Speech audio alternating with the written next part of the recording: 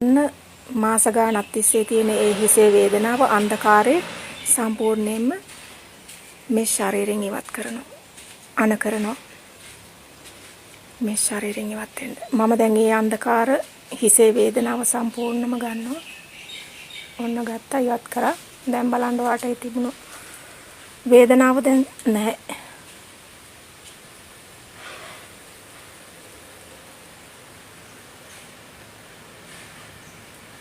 ඔළුවේ තිබුණු වේදනාව දුන්න එක දැන් නැහැ. තියනවද කියන්න?